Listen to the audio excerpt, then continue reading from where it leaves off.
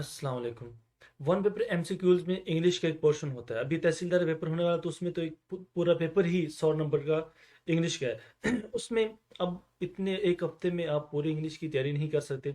उसके लिए फिर ज़रूरी ये है कि आप उन तमाम टॉपिक्स के जो पेपर्स में आ रहे हैं, जिनके आने के चांसेस हैं, जो सिलेबस में बताए गए हैं, उनके बेसिक रूल्स को पढ़ें। उनके बेसिक रूल्स को अंडरस्टैंड करें तो आपको टॉपिक कवर अप हो सकता है। फिर दूसरा तरीका यह कि आप उनके अंदर जो एरर्स आते हैं उन एरर्स को कवर करें।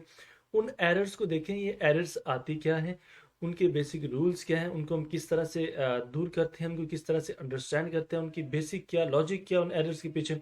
उन लॉजिक्स को समझे तो आपके वो एरर्स जो है ना वो कवर अप हो सकते हैं। तो यहाँ हम वही बेसिक रूल्स डिस्कस करेंगे, जिससे आपको काफ़ी हद तक फ़ायदा होगा कि आप मुख्तसर टाइम में काफ़ी सारे जो एरर्स हैं उनको अंडरस्टैंड कर सकते हैं। इसलिए अगर आपको ये वीडियो अच्छी लगे और आप चाहते हैं कि इस पर मज़ीद वीडियोस बनाए जाएं, तो आप इस पर ज़रूर कमेंट्स और लाइक्स कीजिएगा। तो फिर मैं प्रेपोजिशन के जो रूल्स आते हैं, अब प्रेपोजिशन काफ़ी जखीम टॉपिक है, लेकिन आप चाहते हैं कि इतनी प्रेपोजिशन तो याद नहीं की जा सकती, तो आप उसके जो कुछ बेसिक रूल्स और ट्रिक्स हैं, अगर आप उनको अंडरस्टैंड कर लें तो वो आपके लिए बहुत ज़्यादा हेल्पफुल होंगी। तो फिर मैं, अगर आपकी कमेंट्स और लाइक्स आते हैं, तो फिर मैं इस पर वीडियोस बनाऊंगा प्रेपोजिशन के रूल्स पर। सब्जेक्ट वर्ब जो एग्रीमेंट है, इसके भी रूल्स होते हैं। वर्ब पे काफ़ी क्वेश्चन आते हैं सब्जेक्ट वर्ब के एग्रीमेंट के हवाले से। तो कंजक्शंस के rules, spelling, adjective, adverb, conditional sentences rules और आर्टिकल्स के, इनके रूल्स को पर इनके इन तमाम के रूल्स पर एक एक वीडियो मैं बना दूंगा, लेकिन इसके लिए मुझे चाहिए आपके कमेंट्स और लाइक्स। चलें इस वीडियो को शुरू करते हैं। पहला है कि रूल्स ये है कि अगर लेट और टू के बाद आपने वर्ब लगाना है, तो हमेशा वर्ब की पहली फॉर्म लगाएंगे। लेट और टू के बाद हमेशा वर्ब की फर्स्ट फॉर्म आती है। आई इंटेंड टू, टू के बाद पास, अब पास की सेकंड थर्ड फॉर्म बनती है, लेकिन यहाँ पे ये वर्ब के तौर पे इस्तेमाल हुआ है, तो टू के बाद हमेशा वर्ब की फर्स्ट फॉर्म। टू गिव, तो यहाँ पर भी वर्ब की फर्स्ट फॉर्म। लेट और टू के बाद हमेशा वर्ब की first form.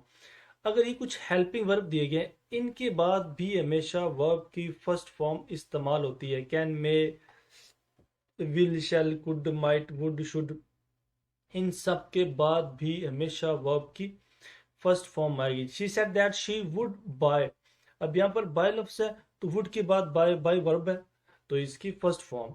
I should do my duty honesty, तो शुड के बाद यहाँ पर जो वर्ब इस्तेमाल हुआ है डू। अब डू डिड डन होता है, लेकिन यहाँ पर भी उसकी फर्स्ट फॉर्म इस्तेमाल की। नेक्स्ट रूल हमारे पास ये है, अगर एज इफ और एज दो आ जाए तो इसके बाद हमेशा वर लगाएं, और अगर आप वर नहीं लगाते तो फिर हमेशा कोई ना कोई पास्ट टेंस इस्तेमाल करें। पास्ट सिंपल कर सकते हैं, पास्ट कॉन्टिन्यूस, पास्ट परफेक्ट और पास्ट परफेक्ट कॉन्टिन्यूस, यानी कोई ना कोई पास्ट फॉर्म आनी चाहिए। एज इफ और एज दो के बाद हमेशा पास्ट फॉर्म आती है। She felt as if all her worries had gone, यहाँ पे पास्ट परफेक्ट इस्तेमाल किया। It looks as if he, as if फिर आ गया, as if he were rich. अब ही के साथ तो वाज आना चाहिए, देखिए ना, ही के साथ सिंगुलर सब्जेक्ट है तो सिंगुलर ही हेल्पिंग वर्ब आना चाहिए, लेकिन यहाँ पे आ गया हमारे पास एज इफ। एज इफ के आने की वजह से हम ही के साथ लगाएंगे वर्ब, क्योंकि हमने रूल्स ये पढ़ा है, एज इफ आ जाए या एज दो आ जाए तो उनके बाद या तो हम वर्ब लगाएंगे या फिर कोई ना कोई पास्ट फॉर्म लगाएंगे। ठीक है। नेक्स्ट रूल है हमारे पास, अगर किसी फिक्रे में हेल्पिंग वर्ब दो या तीन अल्फाज पर मुश्तमिल हो, तो उसका मनफी बनाने के लिए हम क्या करेंगे, फर्स्ट वर्ड के बाद नॉट लगाते हैं, और उनका सवालिया बनाने के लिए क्या करेंगे, फर्स्ट वर्ड को उठाकर फाइल से पहले लगा देते हैं। अब थोड़ी सी इसकी एग्जांपल देखते हैं। ये दो अल्फाज पर मुश्तमिल हेल्पिंग वर्ब हैं, जैसे has been, have been, had been, would have been, should have been, might have. तो इस तरह तीन अल्फाज वाले ये होते हैं, can have been, could have been, shall have been, should have been, will have been, would have been, may have been, might have been.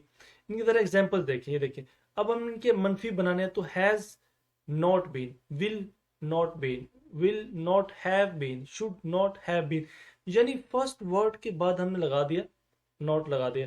अगर हम इनके सवाले बनाना हो, तो ये जो हेल्पिंग वर्ब हैज है, इसको अकेले को उठाकर शुरू में ले जाएंगे, बाकी सारा हिस्सा उसका सब्जेक्ट के बाद रहेगा।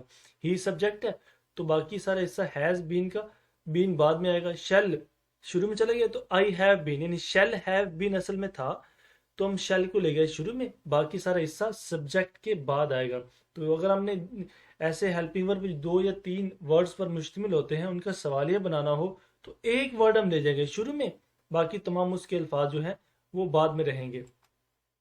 अगर किसी फिक्रे में 2 नेगेटिव अल्फाज आ जाएं तो वो गलत हैं। 2 नेगेटिव वर्ड्स एक सेंटेंस में नहीं आ सकते। जैसे नथिंग, नो बॉडी और नो के साथ हम नॉट इस्तेमाल नहीं करेंगे, सेल्डम, हार्डली, नेवर नहीं इस्तेमाल करेंगे। देखें, nobody could not see me, ये गलत है।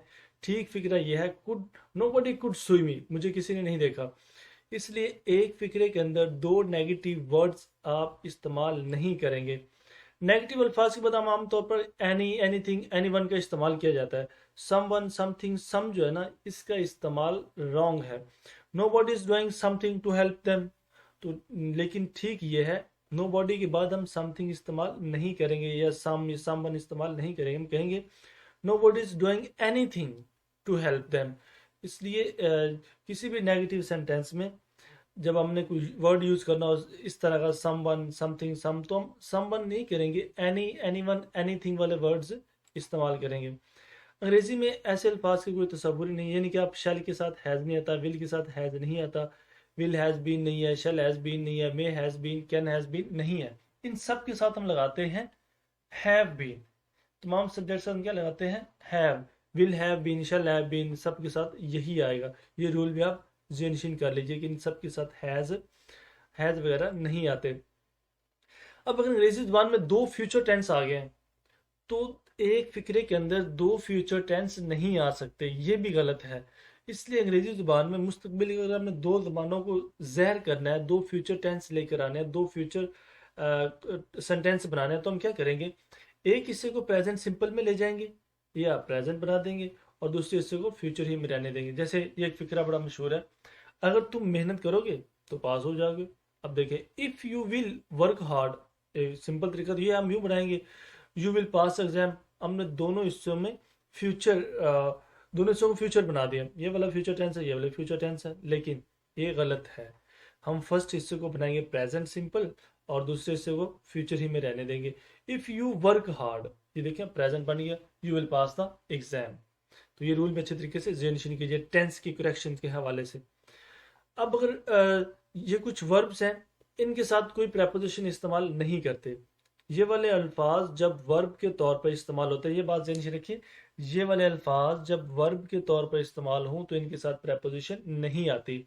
जैसे resemble, marry, love, affect, inform, control, attack, order, reach, इन सब के साथ है कोई प्रेपोजिशन नहीं आती। अगर आप कमेंट्स और लाइक्स आप देंगे तो उसके बाद मैं प्रेपोजिशन पर मजीद 1-2 वीडियोस बनाऊंगा, जिससे आपको टॉपिक पूरा कवर अप हो सकता है कि जिनमें फिक्स प्रेपोजिशंस क्या होती हैं, डबल प्रेपोजिशंस क्या होती हैं, फ्रेजल प्रेपोजिशन क्या होती है, उनको किस तरह से अंडरस्टैंड किया जाता है, और जो डायरेक्शन वाली प्रेपोजिशंस क्या होती हैं, उन चीज़ों को हम थोड़ा सा डिटेल में डिस्कस कर लेंगे।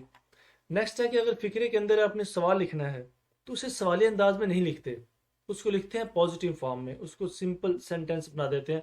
सवाली अंदाज में क्या होता है कि हेल्पिंग वर्ब जो होता है वो सब्जेक्ट से पहले आता है। जैसे ये देखिए, वेयर वॉज, ये वॉज हेल्पिंग वर्ब था, ये आई सब्जेक्ट है, सब्जेक्ट से पहले हेल्पिंग वर्ब आ गया।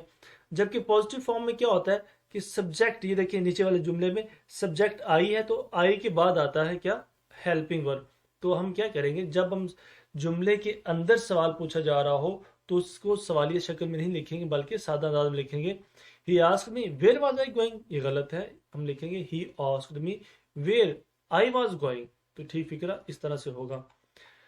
अनलेस और अनटिल के फौरन बाद नॉट नहीं लगाया जाता, तो ये आप ये रूल भी याद रख लें, अनलेस और अनटिल के बाद नॉट नहीं लगाते। देखिए, unless he does not work hard he can not pass the test, असल में यूं लिखेंगे, unless he works hard he can not pass the exam. ठीक है, दूसरे हिस्से में, जुमले के दूसरे हिस्से में ये हम लिख देंगे कंडीशनल सेंटेंस में, लेकिन फर्स्ट हिस्से में से नॉट का इस्तेमाल नहीं करेंगे।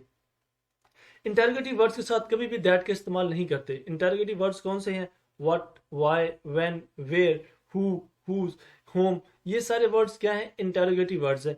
इनके साथ व्हाट के, दैट का इस्तेमाल नहीं होता। ये देखिए, he asked me that where I lived, तो दैट वेयर एक इंटरोगेटिव वर्ड्स है तो इसके साथ दैट नहीं आएगा। He asked me where I live, अगर आप तमाम सिनोनिम्स और एंटोनिम्स पीपीएससी के तैयार करना चाहते हैं तो आपको प्लेलिस्ट में सिनोनिम्स और एंटोनिम्स की वीडियो मिल जाएगी, जिसमें पीपीएससी के तमाम सिनोनिम्स और एंटोनिम्स कवर किए गए हैं। प्रेपोजिशन की ट्रिक्स के हवाले से, एडवर्ब के हवाले से भी आपको वीडियोस उसमें मिल जाएंगी प्लेलिस्ट के अंदर, आप उनको ज़रूर विजिट कीजिएगा। नेक्स्ट है कि अगर अनकाउंटेबल नाउन की जमा नहीं बनती, uncountable noun do not have plural form, uncountable noun के साथ हम कोई भी आर्टिकल इस्तेमाल नहीं करते। अब अनकाउंटेबल नाउन क्या है, इस पर हम अलग से बात करेंगे, लेकिन आप यहाँ पे इसके रूल्स को देख लें। अनकाउंटेबल नाउन के साथ आर्टिकल नहीं आता, अनकाउंटेबल नाउन के साथ हम कोई ऐसे अल्फाज भी नहीं लगाते जो वाहिद जमा के मतलब के हों। मसलन उसमें हम another, these, many, two, five वगैरह के वर्ड इस्तेमाल नहीं करते। शी नीड्स एन इंफॉर्मेशन, गलत है। शी नीड्स सम इंफॉर्मेशन, हम उसके साथ सम का इस्तेमाल करेंगे।